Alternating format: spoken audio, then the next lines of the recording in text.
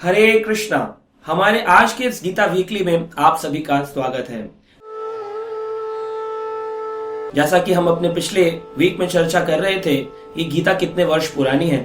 आज हम चर्चा करने वाले हैं भगवान ने कौन सी गीता पढ़ने के लिए कहा, कहां से गीता पढ़ने के लिए कहा, भगवान ने अर्जुन को ही क्यों गीता का उपदेश पुनः स्थापित किया।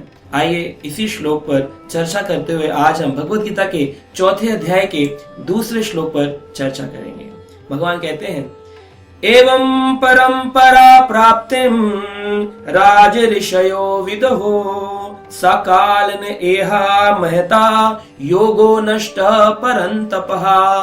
भगवान ने कहा एवं परंपरा प्राप्तिम, इसको कैसे ज्ञान प्राप्त करना चाहिए, जो परंपरा से प्राप्त हो।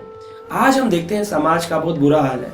समाज में कई ऐसे लोग हैं जिन्होंने अपने अनुसार ही गीता के ट्रांसलेशंस, भाषांतर किए हैं, अपने अनुसार ही गीता की टिप्पणियां, विवेचनाएं करी हैं। लेकिन अगर हम उस गीता को कहेंगे कि ये गीता है, तो सही मायने में हम गीता नहीं पढ़ रहे, हम कुछ और ही पढ़ रहे हैं। जैसे कि एक होता है कलर्ड प्रिंट आउट, जो कि लगता है बिल्कुल एज इट इज है, और एक होता है कार्बन कॉपी, जो कि पूरा बिखरा हुआ है और समझ ही नहीं आ रहा है चेहरा कैसा है।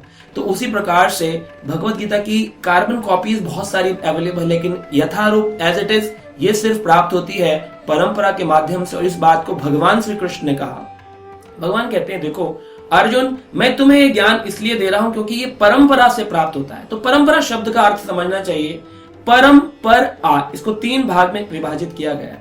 परम का मतलब होता है पश्चात, मतलब कि जो ज्ञान पहले से ही अवेलेबल है, उस ज्ञान को पर, एक दूसरा व्यक्ति बोलते हैं ना, पराया आदमी, तो पर, फिर आ शब्द का अर्थ है सम्मुख बैठ करके या फिर शरणागति का लक्षण पकड़ करके।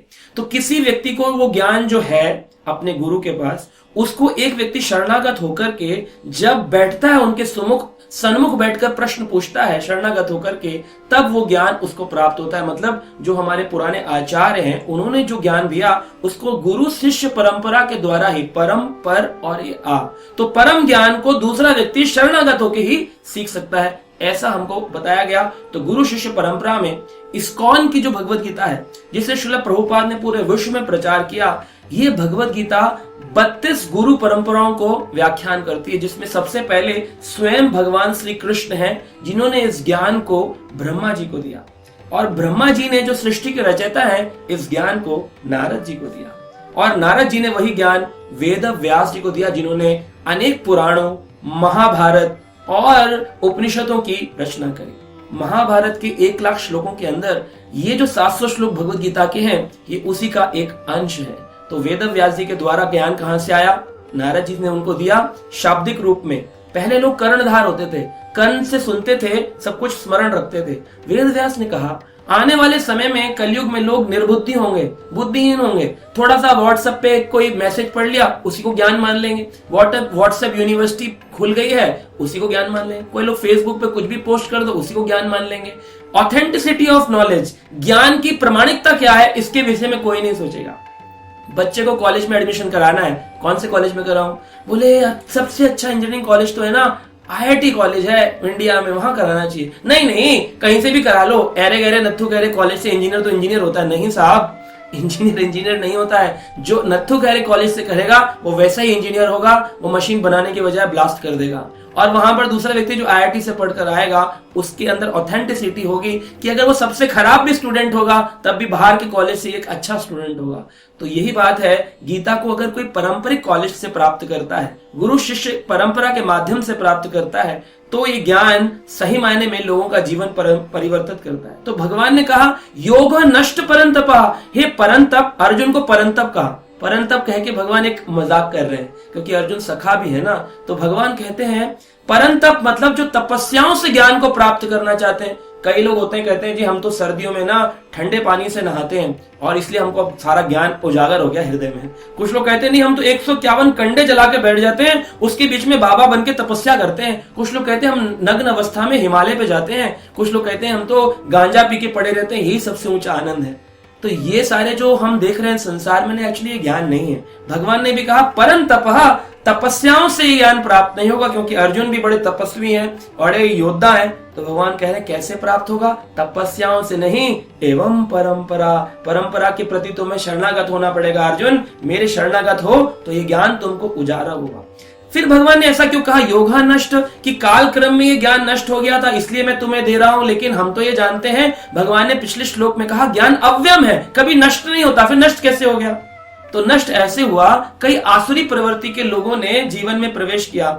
ज्ञान हमेशा अव्यम है, हमेशा रहेगा, लेकिन कुछ लोग उसे अंगीकार करते हैं, कुछ लोग उसे रिजेक्ट कर देते हैं। जैसे हिरण्यकश्यप आया, बहुत बड़ा तपस्वी था, एक अंगूठे पर 10,000 वर्षों तक खड़ा रहा, वो भी दिव्य वर्षों तक। शरीर का मांस गल गया था, लेकिन उसको टस से मस नहीं हुआ, ब्रह्मा जी की तपस्या करता रहा। लेकिन क्या था? वो असुर था। क्या चाहता था? मेरी पूजा करो, भगवान की पूजा मत करो। तो इन लोगों ने गीता के ज्ञान को रिजेक्ट किया। रावण था, कैसा था? ऋषि पुत्र था, ऋषि विशर्वा का पुत्र था, लेकिन क्या किया? उसने कहा मुझे पूजो, तीनों लोगों का स्वामी मैं मान जाऊंगा। लेकिन बाद में भगवान ने उसका वध किया, असुर था।